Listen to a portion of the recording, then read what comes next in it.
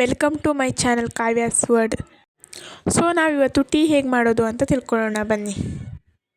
ಮೊದಲು ಒಂದು ಪಾತ್ರೆಗೆ ಹಾಲು ಹಾಕಿ ನಂತರ ಅದಕ್ಕೆ ಚಹಾ ಪುಡಿನ ಹಾಕಬೇಕು. ನಂತರ 2 ಸ್ಪೂನಷ್ಟು ಚಹಾ ಪುಡಿ, ನಂತರ 1.5 ಟೇಬಲ್ ಸ್ಪೂನಷ್ಟು ಸಕ್ಕರೆಯನ್ನು ಹಾಕಿಬಿಟ್ಟು ಚೆನ್ನಾಗಿ ಕುದಿಸ್ಕೊಳ್ಬೇಕು.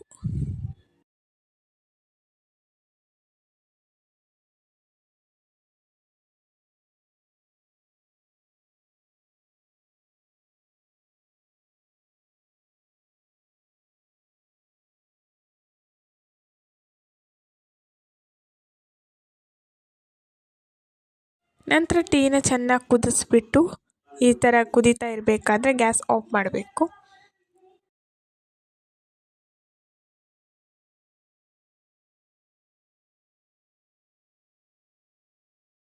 ಸೊ ಈಗ ಬಿಸಿ ಬಿಸಿಯಾದ ಟೀ ರೆಡಿಯಾಗಿದೆ, ಕುಡಿಬೋದು. ಹಾಗೆ ನನ್ನ ವಿಡಿಯೋ ಇಷ್ಟ ಆದರೆ ಪ್ಲೀಸ್ ಫಾಲೋ ಮಾಡಿ, ಹಾಗೆ ಸಬ್ಸ್ಕ್ರೈಬ್ ಮಾಡೋದನ್ನ ಮರಿಬೇಡಿ.